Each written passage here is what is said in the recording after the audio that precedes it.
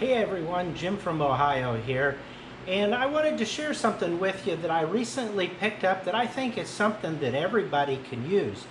There are always times that you need power in an inconvenient place. Maybe there's a power outage due to a storm or the local power company just shutting things down unexpectedly. Or maybe you're camping out somewhere, or maybe you're at a flea market under a canopy tent and just need a little bit of power. Nothing worth bringing a generator out for. There's several different ways that you can get power in situations like that. Now, those solar generators have become really popular lately, but the downside is they're so darn expensive to buy. You may not need that much power, or maybe you do need that much power, but you just don't have the budget to buy something like that.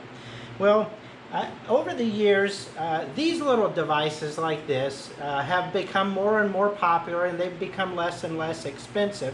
And this is just a battery pack. It's got several rechargeable batteries in it, and it's got, usually most of them have a couple USB ports on them, and maybe like a micro adapter or a mini adapter on the side. And these are great in a pinch when just the power goes out and maybe you need to recharge your telephone or run your hotspot so that you can continue working from home for the day. But the problem is there just are not any of these that seem big enough with enough capacity to do most of those things that you might need to do either long term or say in a camping situation and you're in a tent. So I found something recently, and this is a much bigger version of this. It's huge. It actually has 21 of the 18650 batteries in it. And this is something that you can't just buy this commercially ready to go in a brick form like this, but they do sell these as kind of a do-it-yourself kit option. And I did pick up this, the case itself on Amazon for under $20. Now, you do have to have your own batteries if you're going to want to use a device like this or put together a device like this. And now what I did, you can go several routes. If you have any leftover laptop batteries hanging out, or maybe some drill batteries, you can use those most likely because the majority of those have 18650 batteries in them. And so in this situation, I went down to my local computer e-cycling center and I asked them if they had used laptop batteries, and they did. And so I was able to pick up a box of them for $1 a piece. Now this type of battery has 6 of the 18650 cells in it, but some of those that I was able to pick up, still for only $1, had I think they had 12 in some of them, and even 15 in some other ones, and they were $1 a piece. Now, you never know when what you're going to get when you buy these, and the only way that you know is to crack them open and take the batteries out. Now, just to give you a heads up, if you don't want to use 18650 batteries or break open a bunch of laptop batteries as I did, you can buy 18650 batteries brand new on the internet. Amazon has them available, but they're highly overpriced on Amazon. There is a company, and I'll put a link to it down in the description of this video below, but it's called batteryhookup.com, and they sell brand new 18650 batteries for about 85 cents each. And that's probably the best deal you're going to get on the internet for brand new 18650 batteries. Amazon sells them for several dollars, $5, $6, $7 per battery. And as I mentioned, you do need 21 of these batteries. So now I want to break away and show you some of the things that you can do when you have a larger battery device like this. Let's talk about this one a little bit. As I mentioned, it does have 21 18650 batteries in it, and it's rechargeable. And this one happens to have a power switch, and when you press on the power switch, it turns it on, and you can see the power meter there that shows the state of charge for the overall device. Now on the end of it, if you press and hold this battery or the power on switch, you'll see there's two LED lights that light up, and these are actually very bright lights. And there are several modes. If you press it again, it goes into a flashing mode. If you press it still again, it goes into a very fast flashing mode. And that might be good if you're stuck on the side of the road and you need to flag down a car, or just make people aware that you're on the side of the road. And then if you just press and hold down on the power button, that will go off. Now this one happens to also have a wireless charging adapter built in. So if you have an iPhone or an Android or any type of wireless device or a mobile device that supports wireless charging, all you have to do is press the on button and set your device right on top of here, and it'll charge it up for you. You just walk away, come back later, and your device is charged up. And it charges, I forget whether it's either 10 watts or 15 watt output for this wireless charging device. Now on the end there is a handy carrying holder or cable, and then you've got two different USB ports, and I'll put in the specs below, or in the details below, what the specs for each of those ports are. Both of them are quick charge or fast charge ports, and then there's also a lightning adapter. There's a USB micro adapter, and then also a USB type C adapter on here. And all of these ports are two-way ports, meaning you can plug a cable in it to draw power from the battery, or you can plug a cable into it and connect it to either a bigger battery or to an AC adapter to charge this device up. It does have its own BMS or battery management system built into it. And so I just use a iPhone style lightning cable to plug in, and when I do that, it should power up the device. And this one's already at 100% capacity, but if it were low in state of charge, it would go ahead and charge that up. Now if you're out in the field, I know you may not have access to commercial power, so you're wondering, well, if I drain this down out in the field, what can it do to charge it back up? Well, for less than $15 on Amazon, you can pick up a solar panel that will do that. This is a solar panel that's designed for a wireless camera. So if you have a trail cam, or maybe like a doorbell cam or security camera outside of your house, and you don't want to run power to it, this is the type of panel you would use to run that. Well, this particular panel outputs 6 watts. Now 6 watts isn't that much, but 6 watts is just plenty if you're out in the field and you just need a quick charge on something. I think I took one of these down from I think 90% capacity back up to 100 in as little as 10 minutes using this solar panel. And as I mentioned, this is under $20 for this. I'll leave a link in the description below this video where you can get one of these on Amazon. Now let me show you a couple other things that you can do once you have one of these available. Here's a set of LED light bulbs that I was able to pick up that happen to have a USB cable on each of them. And when you purchase these light bulbs, they come with their own individual power on and off switch, and there's a couple other options on here for changing the tone of light. You can have bright white light, or you can have kind of a subdued yellower light, or you can use it as a dimming switch for each of these light bulbs. But imagine you're out camping and you just need a little bit of light in the tent, or maybe the power has gone out.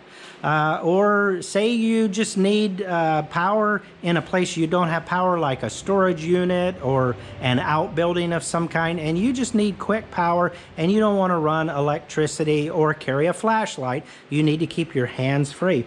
Well, you can plug 2 of these light bulbs into a Y cable and plug that Y cable into one of the USB ports on this device. Then when we turn the device on, and we see the state of charge there.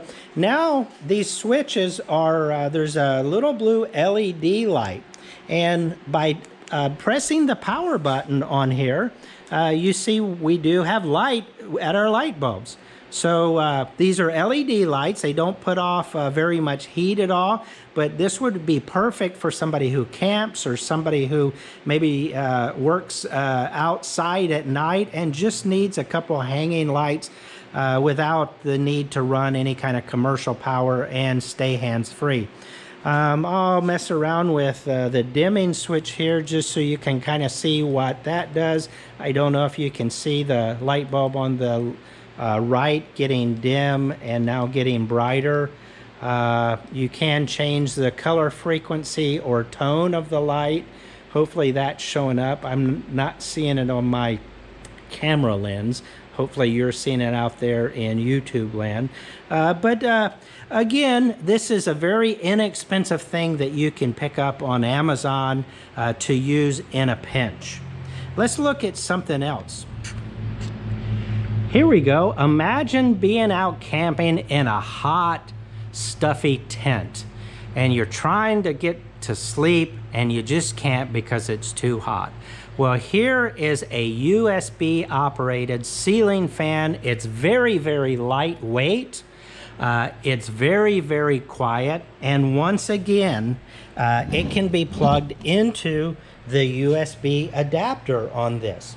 Now, this will also work great if you're in, say, work in a flea market and you're in one of those canopy tents and it's hot.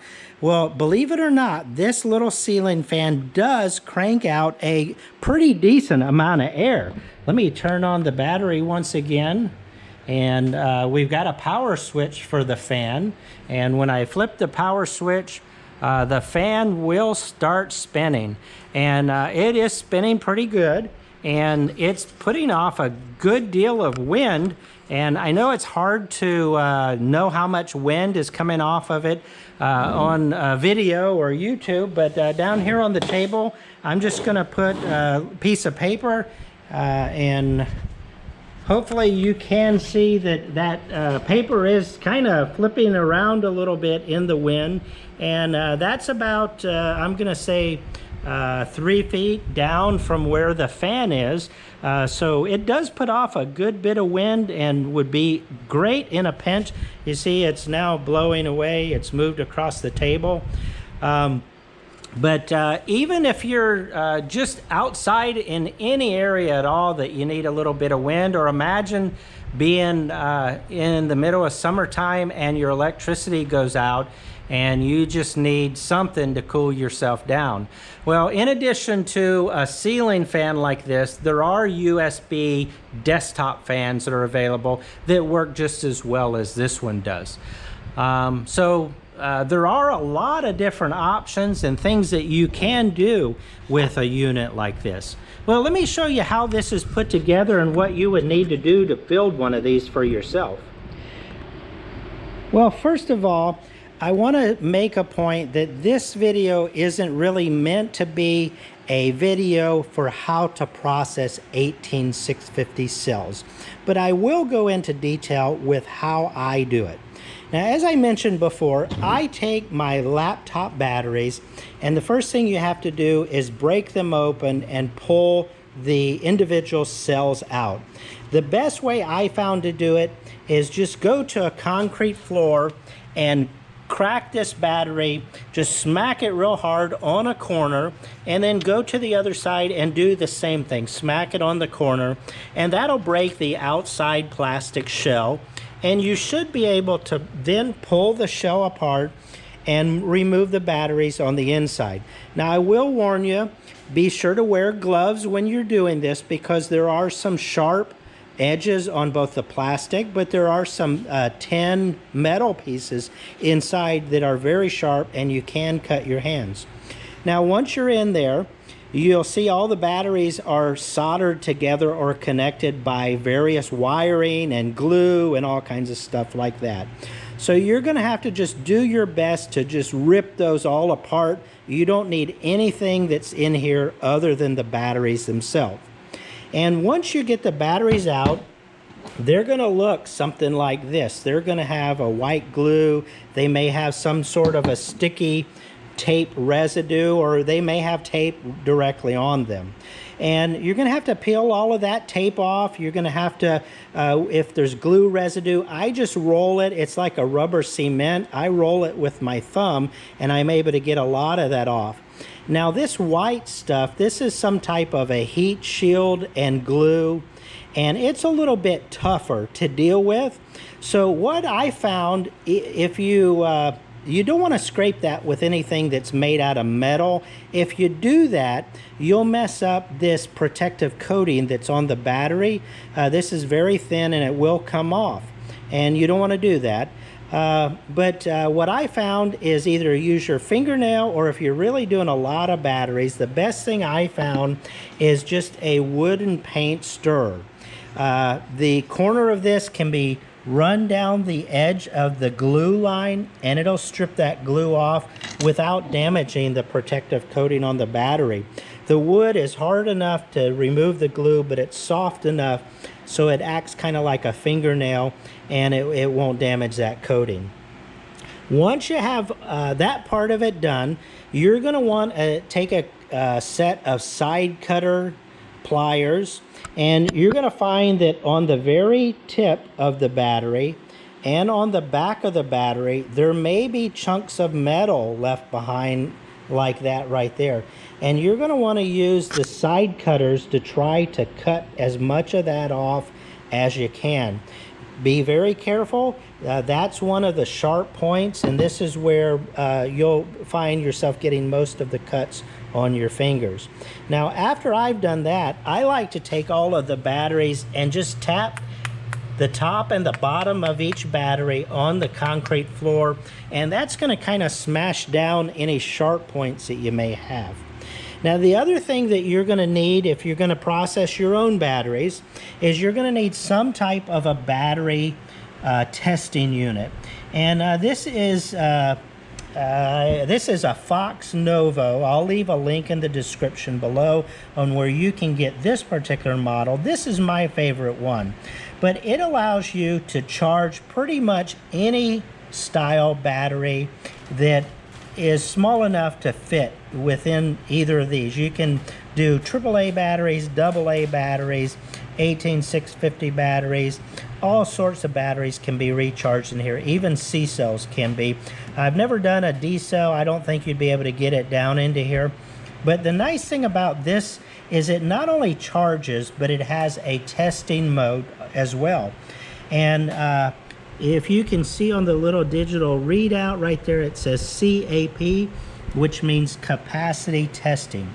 What you're going to want to do is, like I said, you never know what you're going to get when you are using old batteries. So you're going to want to take each and every one of your batteries and perform a capacity test with it. That's going to identify which of the batteries are still good and worthwhile to keep to use in your unit versus those that you shouldn't even waste your time. Just throw them away or store them for something that's going to require less power. So what I do is I run a capacity test, and you see on the bottom of each of these batteries there is a number as it's running a test on these 4 batteries that are in here now. Once the test is done and all of the numbers quit moving and everything's still, the little progress bar at the top is no longer jumping around, you're going to read what this number is. And I like keeping anything that has a value that's over 2,000. Now, the higher the number over 2,000, the better. These particular batteries are Samsung batteries, and if they were new, they would register 2,200 milliamp hours. So anything that registers 2200 on this scale will be pretty much a brand new battery. Anything that's 2000 or higher is going to still have the majority of its life left. Anything below 2000, just save for another project like a flashlight or something like that. But after you've processed all of your batteries, what I like to do is I write on each battery what it tested out as. And I take, once I have 21 batteries that all test over 2000, I line them up with the lower value at this end and the higher value at this end. And then all you have to do is plug them right into the slots here. They all go in the same direction, with the spring being down on the negative side of the battery. And it's just a matter of plug and play. That's one of them in there. Now, I like to start with one of my high value batteries, and then the next battery will be a low, and then I go high, low, and back and forth until the battery compartment is completely full. Now, when you're reusing 18650 batteries in a project such as a power wall, you will usually want to make sure that all of the batteries are nearly the same voltage before you plug it in. With this particular project, you really don't have to do that at all, because all of the batteries are going in here in parallel. What's going to happen is they're going to balance, or they're going to equalize on their own, and from that point on, the BMS or battery management system that's within the device should take care of all of our requirements going forward. So once you've got all of your batteries in here, it's just a matter of sliding the cover on and charging it up for the first time, and you're ready to go. So that's just a little fun project, something that I hope everybody can pick one up and just enjoy using. I'm sure that you'll be happy with it. I bought several of these. I'm putting several of them together to give away as gifts to friends and family members, and just keep a couple of them around for myself for whenever I have a hot day or the power goes out and I need some light. Well, once again, this is Jim with Jim Jenny, Ohio, and I hope you've enjoyed this video. We'll look forward to seeing you again another time. Take care. If you've enjoyed this video, please let me know by clicking the thumbs up, or better yet, share this video with some of your friends and family. Take care. Enjoy your day. Bye-bye.